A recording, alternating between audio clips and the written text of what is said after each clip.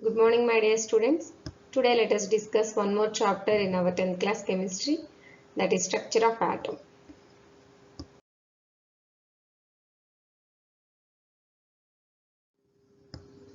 In this chapter, the topics to be discussed are history of an atom, spectrum and electromagnetic spectrum, Bohr-Sommerfeld model of atom, quantum mechanical model of atom, quantum numbers and electronic configuration. These are all we are going to discuss and throughout this chapter. Let us see what is an atom. And the atom, the word atom, it came from the Greek word, derived from the Greek word atomos, and the meaning it is indivisible. So this atom name and atom described by Democritus. He is a Greek scientist and philosopher. He described about atom. What is an atom? Atom is a smallest indivisible unit. Atom is such kind of unit we can't divide that one into further. So for example, you can take a piece of paper and divide the paper like fine particles you do, and you try to divide the finest particle into two. Further anymore you can't divide the paper because it is very minute, the least particle. That least kind of particle is called atom. So in our surroundings, usually we can see that all the human beings and plants, animals and constructions like buildings, all these are made up of atoms. That means small minute particles. So everything in the world is made up of atoms, both living and non-living thing. In biology, usually we can say we studied about cells. There we studied that cell is the minute, that means smallest particle. But that cell is also made up with atoms. So atom is the finest and the smallest indivisible unit. Atom is the smallest unit of everything that we see around us. In this world, every particle or every instrument or everything, like living or non-living, all are made up of atoms. This is the meaning of atom. After finding out what is an atom, the first person in 1806 is John Dalton. He proposed a theory and he started researching that what is an atom and how it looks like, what shape it is. Through his experiments, he concluded that atom is a solid hard sphere and it is neutral, there is no charge on it. So this is the John Dalton model of atom. It just looks like a sphere and it is solid in shape and then there is no charge on it. That means it is electrically neutral. See here,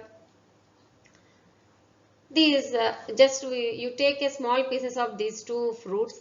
So if we taste that one, banana small piece, that just tastes like a bigger banana, and even watermelon, it just tastes like the bigger watermelon, but not opposite, right? So these all the matter around us, whatever it may be, whether living or non-living, all these are made up of with the small particles. Those are called atoms. See here, gold ring it is there and silver ring.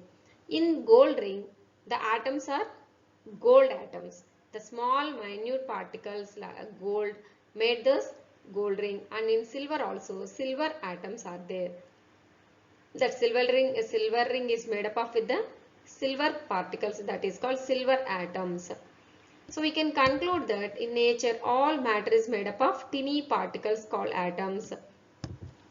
All the atoms of same element are alike, but they are different from the atoms of any other element. Just now we have seen that gold particles, gold atoms made that gold ring, but not the silver ring. Silver atoms made that silver ring, but not the gold ring. So in nature we can conclude that many kind of atoms are there. Those atoms are making different kind of elements. Now we have seen about the like atoms and different atoms. See here, hydrogen atoms. These are of one kind of atom, and oxygen atoms. If we want to mix this one in a fixed proportion, like one atom of oxygen mixing with two atoms of hydrogen. What will happen?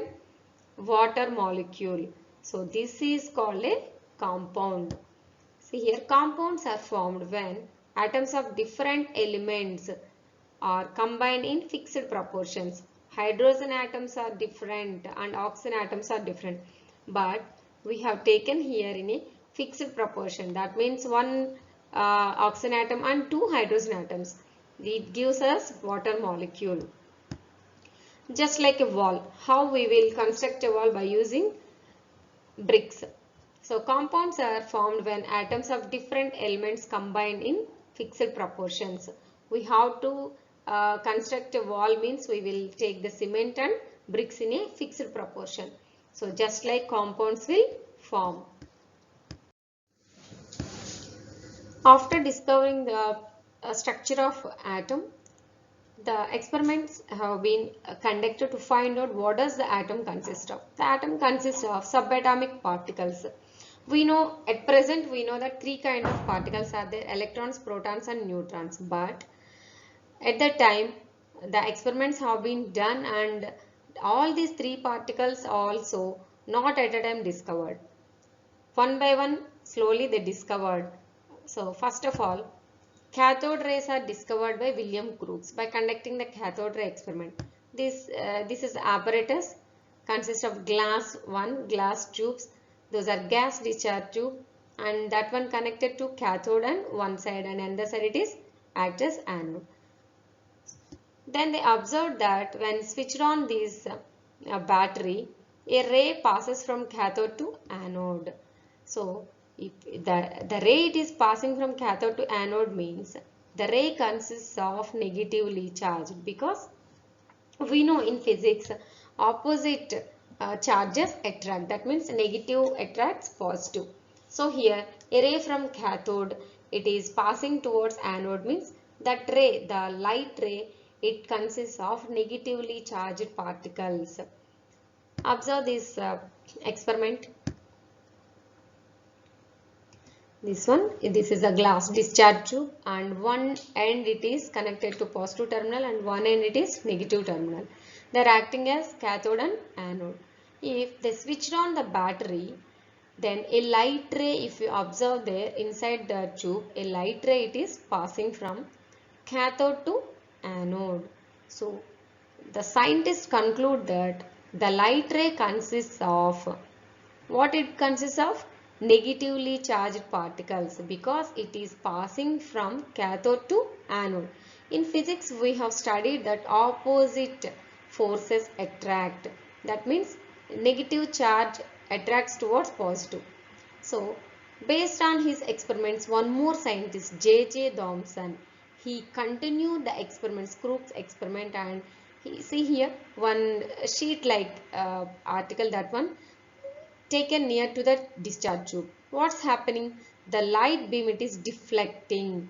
Why? Because the J.J. Thomson, what he has done, he took a negatively charged particle and he taken that one near to the discharge tube, and then the light ray that is deflecting, that means it is going away, because we know the same forces, what will happen? Negative and negative, they repel. If it is a positively charged, they attract. But here the negatively charged, so even the light ray also negatively charged particles, and the sheet also negatively charged. So these two repel each other. Then we can conclude here the discharge tube, the light ray consists of the negatively charged particle. That's why the beam of light, that means the ray, it is moving from cathode to anode.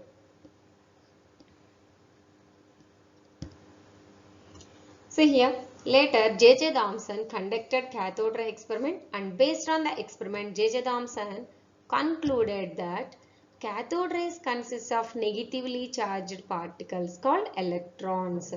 What they have named that negatively charged particles like electrons. So now we are studying that electrons are negatively charged. That time they discovered that cathode rays consist negatively charged particles, those named as electrons. And these negatively charged particles are an important part of all atoms. Electrons have both definite mass and definite electric charge. So these are these subatomic particles. The first one they discovered, that is electron. Those are negatively charged particles. These are having a particular mass. So some weight it is there and a particular electric charge also. But the magnitude it is negative. Those are called electrons. So the first particles, those are electrons are discovered. Later protons. Goldstein, one more scientist, he discovered the existence of positively charged ray called anode rays, and he concluded that anode rays consist of positively charged particles called protons. So what he has done, through this discharge tube, gas discharge tube, they concluded that the cathode rays are moving from cathode to anode. So these cathode rays are nothing but negatively charged particles. They named as electrons. And one more scientist, he came into the field and he discovered that one more charged particles are there. They are positively charged and they named for those positively charged as what called proton. So anode rays consist of positively charged particles. Even these positively charged particles are an important part of all atoms. So finally scientists concluded that the subatomic particles are positively charged and negatively charged. So that's why the atom, it is filled with both the charges. So protons and electrons both are present. These are called subatomic particles. One is negatively charged and one more it is positively charged. That's why they are concluded that protons have definite mass and definite electric charge as well as electrons also. So the atom, it is electrically neutral because of these both charges. Atom is electrically neutral. So number of electrons is equal to number of protons in any atom. That's why the atom is electrically neutral. See here, this is the J.J. Thomson's model of atom.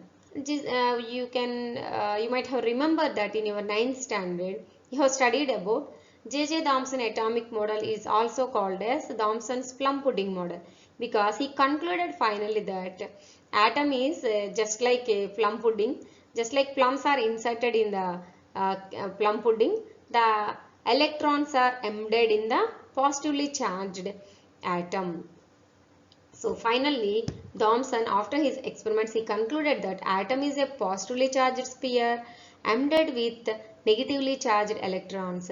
See here, that is in sphere shape, and atom consists of positive charge, but the negatively charged electrons are embedded in the positively charged sphere. And we can see that when we cut a watermelon, we can see the red fleshy portion.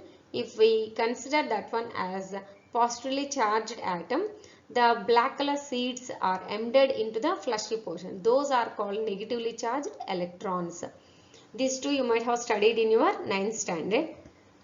So according to Thomson, J.J. Thomson, this is the structure of atom.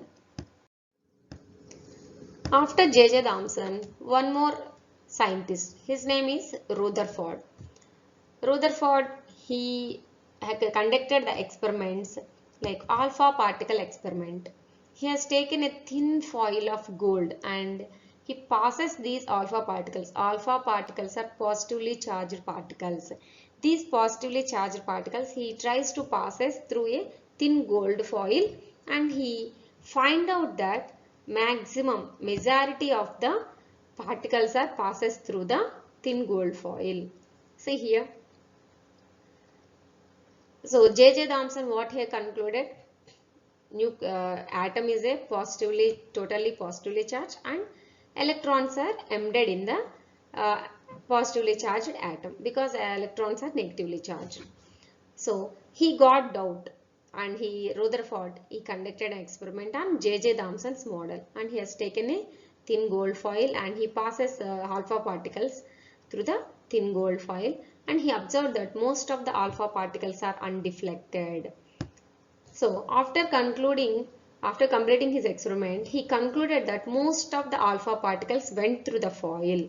A few were deflected. So what happened here? Maximum the atom contains a large empty spaces. That's why the positively charged particles, even though the atom consists of positively charged, those are not deflected. That means they are passing through the thin gold foil. So there is a lot empty spaces and a few were deflected. So he concluded, Rutherford concluded that even though the atom is very small, a center part it is consisting of some positively charged. That is called nucleus. That's why only a few particles only deflecting rather than remaining all the particles are undeflected. They passes through the atom. Because of that center positive charge only a few particles deflected. That is called nucleus. And he concluded that the nucleus is present in an atom, that too it is consisting of positively charged. The size of the nucleus is very small and all the mass of the atom resides in the nucleus. But what the electrons are doing? The center of the atom, that is nucleus, it consists of positively charged. The electrons are revolving around the nucleus. So electrons revolved in the empty space around the nucleus. So atom is electrically neutral. So atom consists of now a nucleus positively charged and electrons revolving around the positively charged nucleus. That's why atom is electrically neutral. So atom is a positively charged sphere embedded with negative charged electrons. Even though Rutherford find out that nucleus is present in the atom, some limitations for this experiment also. Let us see what are the limitations. The limitation it is, what he told, electrons are negatively charged particles, we know that one. They lose energy continuously while revolving around the nucleus and directed towards a positively charged nucleus. See here, if we consider this is the nucleus of an atom and electrons are continuously revolving around the nucleus. These electrons they have some particular definite mass and charge also there. So opposite charges attract. So if an electron revolving around the nucleus, what will happen? It directed towards the positively charged nucleus, and what will happen? It comes and collide with the nucleus. It comes and collide with the nucleus because of the opposite charges attract. Then what will happen? The atom will become unstable. See here, if it happens like that, the electron comes and collide with the nucleus, the atom would become highly unstable. But we know that atoms are stable. They are electrically neutral. So Rutherford, he could not explain the situation like how the electrons are revolving around the nucleus. So the experiments goes on continuously done by our scientists, and till now we know that the electrons are revolving around the nucleus, but those are having some definite charge is there and definite mass is there. Let us see what will happen next. Later, Niels Bohr, he conducted his experiments in 1913. Niels Bohr proposed that electrons in an atom occupy stationary orbits of fixed energy at different distances from the nucleus. Just now we have seen that Rutherford model of atom, but he is unable to explain how the electron it is revolving around the nucleus.